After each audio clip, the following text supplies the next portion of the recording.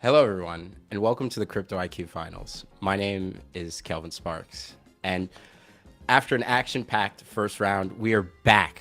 We're so back for round two, and let's see. So that being said, we're going to keep the same finals format as we had, wherein the participants who answer the most questions correctly and quickly will advance to the second round, whereas the runner-up will not advance to what is going to be the final four. So before we get into it, I just want to let you know that the audience listening live at home, it's still not too late to compete for the prizes because we're upping the stakes as we progress throughout the rounds. So, as a reminder, members who follow Crypto IQ closely and participate will be eligible to win 2,500 USDC at the end of the Crypto IQ Finals tournament. We're not just rewarding the GigaBrains who are going head to head, we're also rewarding those who put in effort and would love to learn more about crypto.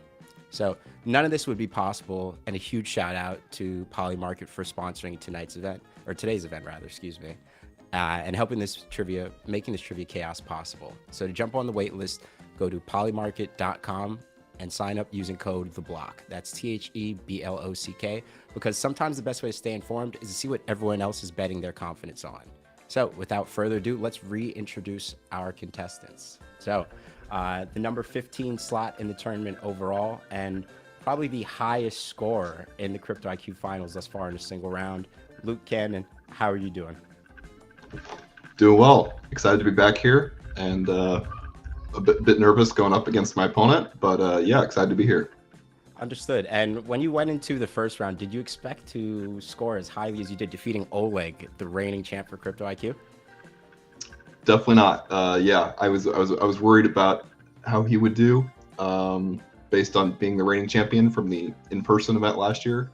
So yeah, definitely pleased with my performance, but it was some tough questions. So Well, you crushed it. So congrats, and wishing you continued luck. But I don't know, you've got a fierce opponent on the other side of the test. Introducing Coffee Coin, or Coffee, excuse me, but you go by Coffee Coin on X. I believe you're number 8 in the competition, if I remember correctly. Yeah, also excited to be here in round two. I'll say similarly nervous about my opponent. Luke was pretty quick to the draw in round one there, so I think it's going to be a good matchup. Understood. And I know earlier we were getting in ready to go live. You were talking about missing some layups. So, what was the strategy coming out of round one, and what are you looking forward to hopefully getting some questions on in round two?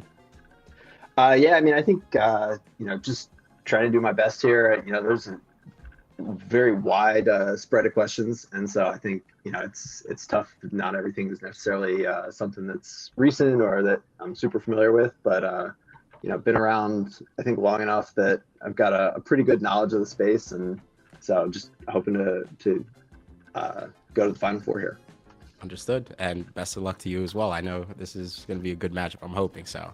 But without further ado, let's get into how the game works. So, in this game, players are going to answer 10 questions similar to the first round, and the topics are completely random and could be of various types. Think multiple choice, rank order, free answer, even visual questions. So questions are worth more points as the game progresses, but the difficulty of the questions increases as well. Oh, and most important, as the seconds tick, your points will bleed. So your objective is to answer as quickly and correctly as possible.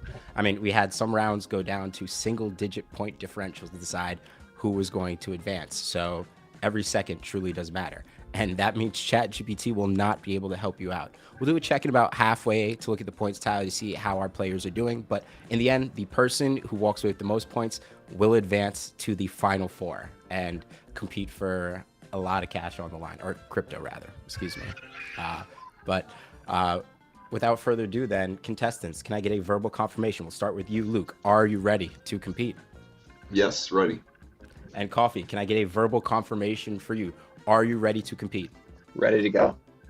All right. In that case, contestants, please focus on your screens, and we'll start with the technical one. So, for question number one, let's move on. Hyperliquid's consensus is the correct answer A, Tendermint?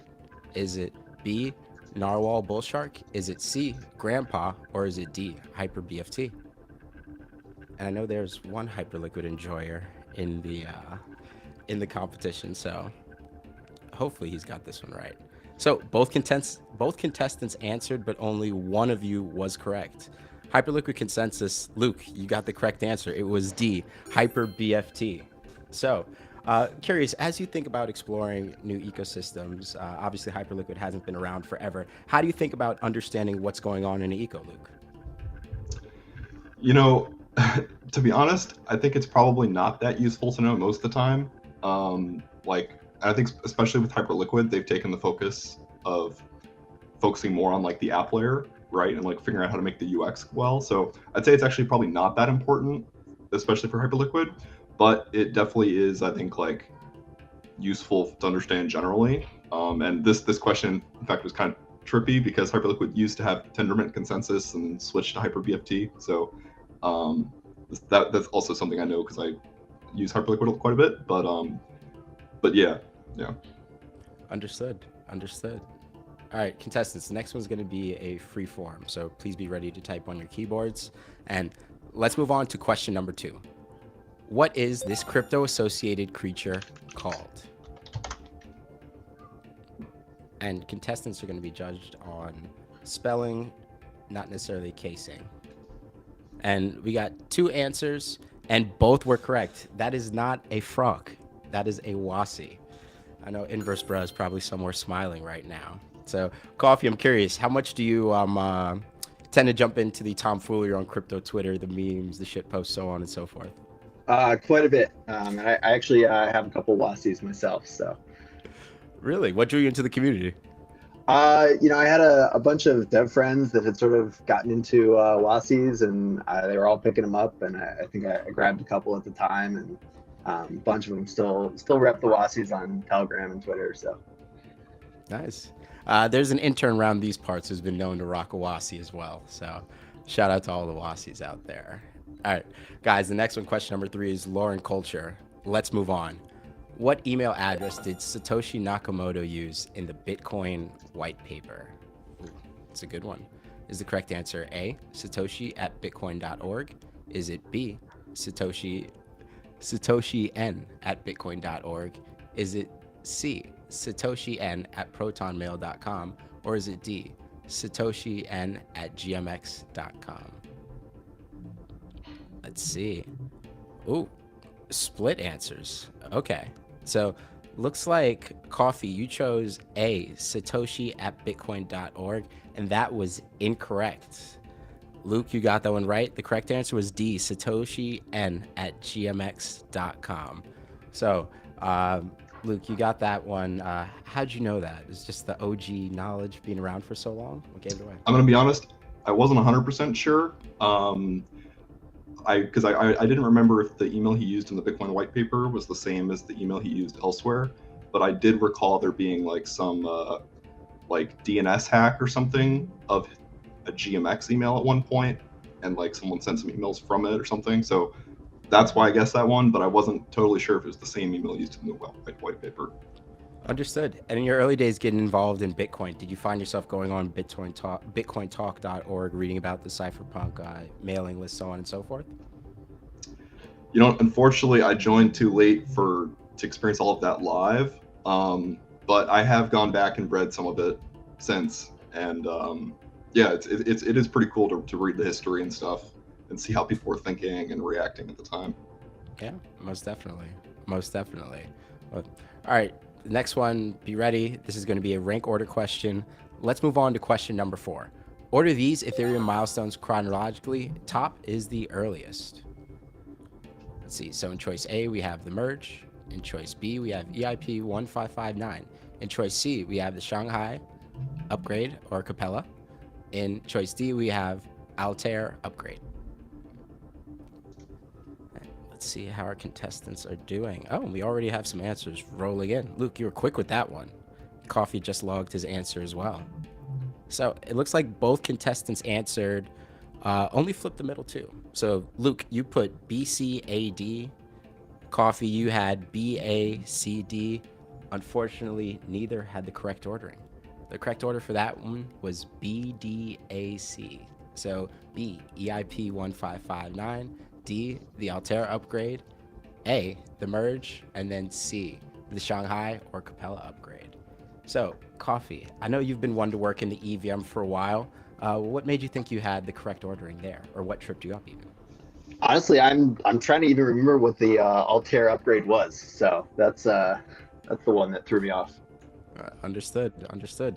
Those guys in research, man, they know how to write some tough questions. I've been dumbfounded oftentimes throughout this one. And curious, were there any EIPs that you remember that came out that were super fun to work on, or maybe have some sentimental value in your mind, Coffee? Oh man, I mean, I think some of the more recent stuff with 7702 has been really interesting. I think that's been a big driver in the potential for what you can do with the EVM and with accounts. So that's been a fun one. Understood. Abstracting away the complexity, one question at a time. Ladies and gentlemen, Coffee Coin. Or sorry, just Coffee. I get confused, man. It's a good handle. But all right, the next one's gonna be freeform. Be ready to type. Let's move on to question number 5. What company uses this logo?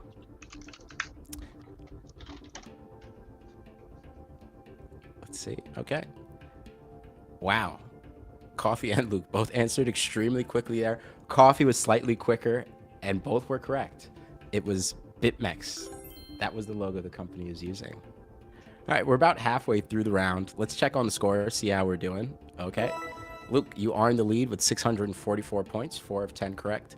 Coffee, not too far behind. 2 of 10 correct thus far, 439 points. You got 269 with that last answer, though. So as the stakes get higher, the quicker you answer, things can change very, very quickly. So we're at the halfway point. Coffee, how you feeling? Did you miss any layups, or what are your thoughts thus far going in the second half? Yeah, that Hyperliquid one in the beginning, I knew it was Tendermint. I must have missed that switch to Hyper BFT. So I know Luke's big in the Hyperliquid ecosystem. So that was an unfortunate one for me. It happens. It happens. And Luke, you are in the lead, not by much. We know how quickly things can change in Crypto IQ. How are you feeling thus far?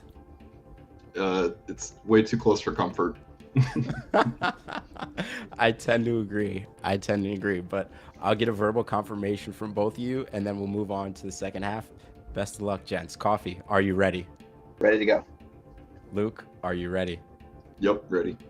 All right, let's move on to question number 6. This is a technical one.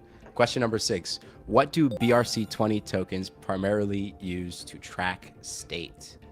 Is the correct answer A, inscriptions or ordinals? Is it B, OP return? Is it C, colored coins? Or is it D, drive chain headers? All right, and we're getting some answers rolling in. It looks like both were correct. Coffee, lightning fast on that one. You got that in just a little over 3.5 seconds. Luke also correct, but slightly slower. The answer was A, inscriptions and ordinals. So, Coffee, I'm kind of curious, how do you feel about the recent argument in the Bitcoin community about how spam should be dealt with?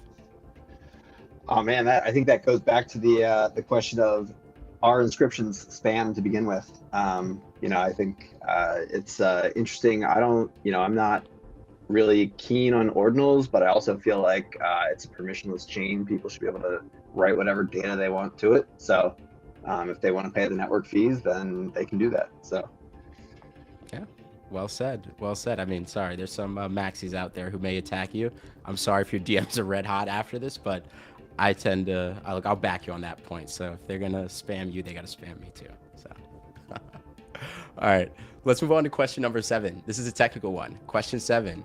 Which rollup validity proof is typically fastest to verify on chain? Is the correct answer A, fraud proof? Is it B, risk zero receipts? Is it C, ZK Stark? Or is it D, ZK Snark?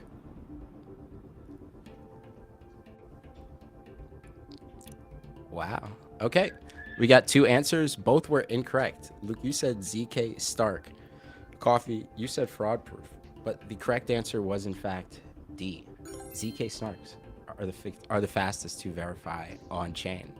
I had no idea. So curious, Luke, what were you thinking here? To be honest, I was thinking that thinking about it for 5 more seconds would not make me more likely to select the correct answer. And so better to just click one and hope I get more points for being fast if it's correct.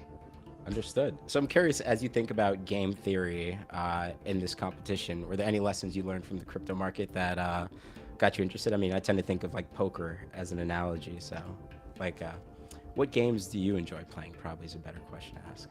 I play a lot of chess. I play a lot of GeoGuessr actually, but to be honest, I don't know how relevant they are here. So I mean, I was a competitive though test taker growing up, so I think like that's where I excel, and so it's more in like just trusting my gut. But yeah, I don't know.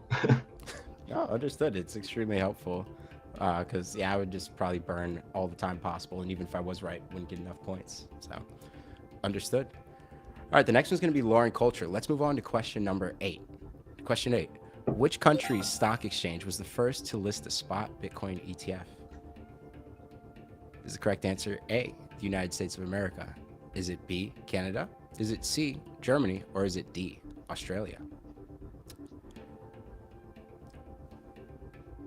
Wow. There are moments where I, in fact, feel smart. I got this one. And our contestants did not. They both answered relatively quickly. The correct answer was B, Canada. I remember this was a big deal. It's crazy. So, Coffee, curious. It looks like you thought the answer was Germany. What was going through your mind there? Yeah, I feel like I mean, I knew it wasn't the U.S., and I feel like Canada and Australia are generally more conservative around crypto, whereas EU countries have been, I think, more quick to adopt, a little looser on crypto regulation, that kind of thing. So I was trying to make an educated guess there. Understood. Yeah, the funny thing about that is even previous, though, it seemed like Canada was pretty early to understanding Bitcoin, but with respect to regulation, just went a completely different path. I think it was as early as 2015 or maybe 2014, Andres Antonopoulos was speaking in front of the Canadian Senate on crypto and Bitcoin. So it's interesting how these conversations shape up over time. But I digress. Let's move on to a technical question. Question number 9. Which MEV auction format gives validators the greatest opportunity to front-run builders? Is the correct answer A, blind bid at auction? Is it B, first price auction? Is it C, batch clearing auction? Or is it D, fixed fee model? Oh, man, these questions are getting tough. And let's see. Both answered Coffee. You are correct. The correct answer was B, a first price auction. Man, so Coffee, you got that one pretty quickly too. Like, do you spend a lot of time doing MEV research throughout your day-to-day? I don't know about MEV research, but I've spent a little bit of time in the dark forest and a little bit of MEV, dabbled with some back running, that kind of stuff. So. Understood. And we are approaching the final question, so let's take a pause and check out the leaderboard, see how our contestants are doing. I have a feeling it's pretty close. Wow. Yeah, with that one, Coffee, that correct answer puts you in the lead with 4 out of 10 right going into our final question, 914 points total. Luke not far behind at all. More questions correct, slightly fewer points, only at 843. So I have a feeling this is going to be for the whole enchilada, folks. This should be a good one. So before we move on to the next question, I'm curious, Luke, what type of question are you hoping for? Hyperliquid question is probably too much to ask. So not sure. Understood. And Coffee, the leader thus far, what type of question are you hoping for?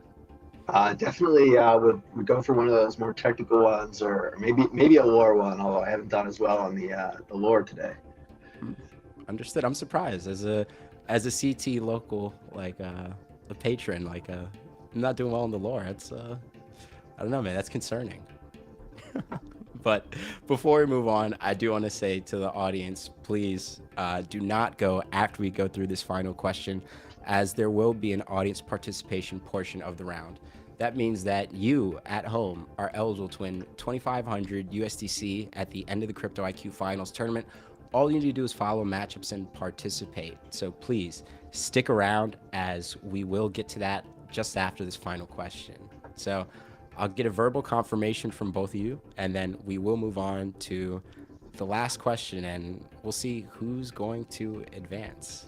So, Luke, are you ready? Ready. Coffee, are you ready? Ready. Let's move on to question 10. Question 10 is a technical one. Which algorithmic stablecoin first used bonded coupons as its primary repegging mechanism? Sheesh.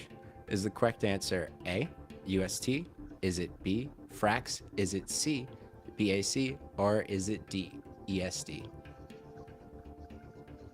All right.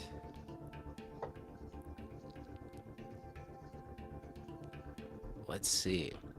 All right. We got 2 answers logged. Luke, you answered very, very quickly with choice B, Frax.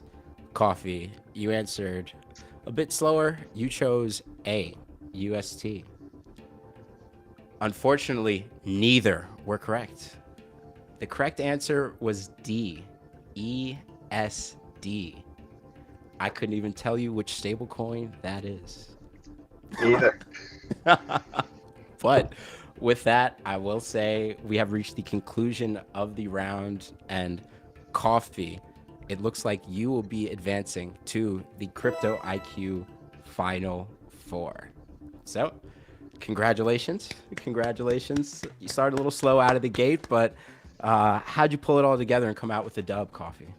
Oh man, that one was real close. I think just got I think a little lucky with some of the questions there towards the end, and definitely helps when it's an obscure stablecoin that neither contestant knows about to seal the deal. Yeah, I tend to agree. And Luke, you came up a bit short, but you have been crushing it, not only on the timeline, but throughout the Crypto IQ competition. How'd you feel about the experience overall, and any words of wisdom for the people at home? Yeah, no, it was great. Thanks for having me. Gonna be a bit disappointed for missing the spot Bitcoin ETF question, but I feel like that's that's one I think a lot of people in the audience are probably screaming at us for both missing. But yeah, thanks for having me. Great event.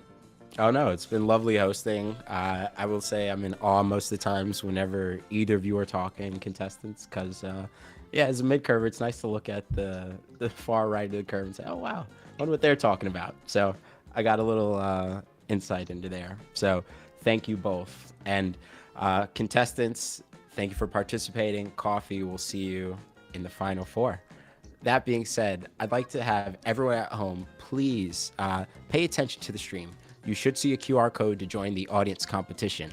And as a reminder, audience members who follow Crypto IQ closely will be eligible to win 2,500 USDC at the end of the Crypto IQ Finals tournament. All you need to do is follow each matchup and participate in the audience member questions. Do not worry if you miss the first few matchups. There's still plenty of time to catch up to the leaders, since as we get closer to the Final Four, questions will increase in point value. But please provide your nickname, your X or Twitter handle, and if you'd like, most importantly, but please use the same email so we can track your name across multiple sessions. So please note, when we do pull up the question, there's going to be a bit of lag in the stream, so pay attention to your phones as soon as you sign up. We'll give it a bit of time. Man, that was a crazy finish, but I have the feeling it's just going to be crazy finishes all throughout the rest of the competition, given these are the smartest of the smartest.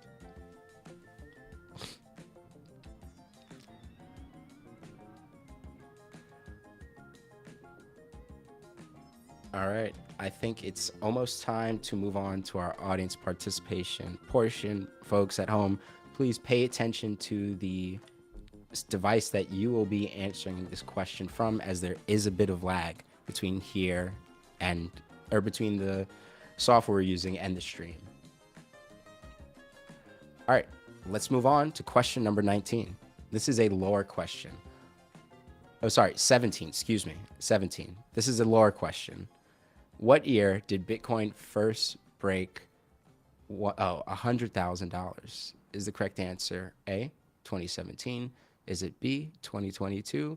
Is it C, 2024, or is it D, 2025? I remember I was when Bitcoin first cracked 100K. But let's see what the audience is saying.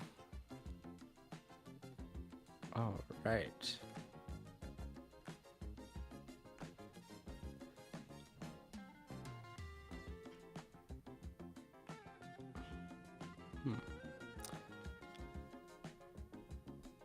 Let's see. The votes are rolling in. Nice. Oh, wow. This is a very, very high percentage correctness. Looks like 82% of you at home got that right. The correct answer was C, 2024. And I believe it was around this time in December because we were at the Emergence Conference and there was a beautiful display that lit up the entire auditorium. It was the same day later in the day, but it was very, very late at night in Prague.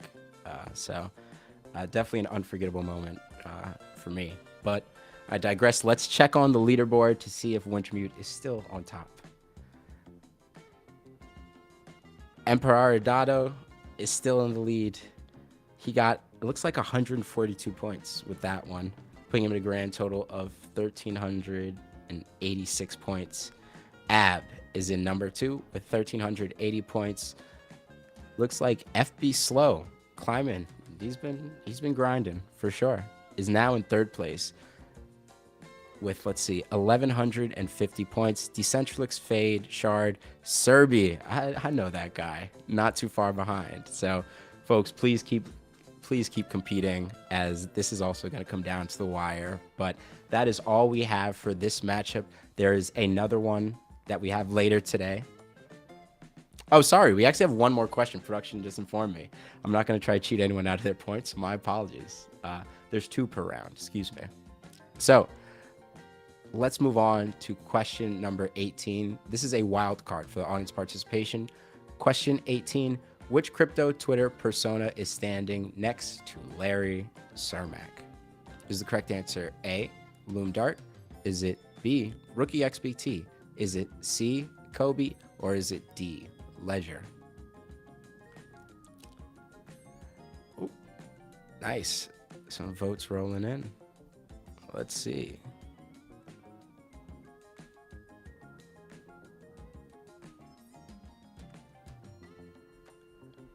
All right. Okay. Looks like 64% of folks tuning in at home got that one right. The answer was A, Loom Dart.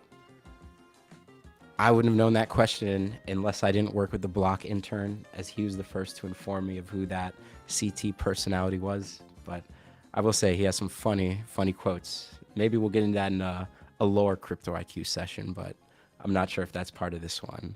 But again, thank you. That concludes the audience participation portion of the round. Oh, sorry, of this matchup, not the rounds. But let's check the leaderboard to see who is leading. Again, Wintermute on top. Looks like it's dominated the top 2 spots by Wintermute. Emperor Dado and Fade, followed by Decentralix, FB Slow, and Ab, rounding out the top 5. The top 10 is filled with a ton of familiar faces as well. So there's still ample chances to win big, folks. Be sure to tune in to our next round we have at noon Eastern Standard Time. That's going to be AK versus Based Barry. Should be a good one. And another Wintermute competitor is going to be facing off in that one versus a Gigabrain. So best of luck to those contestants. And again, before we wrap up, a huge thank you to our sponsor, Polymarket, who made this competition possible. Jump on the waitlist on polymarket.com by using code THEBLOCK. That's THEBLOCK. Thank you for watching. I'm Kelvin Sparks, and I will see you soon. Cheers until next time, folks.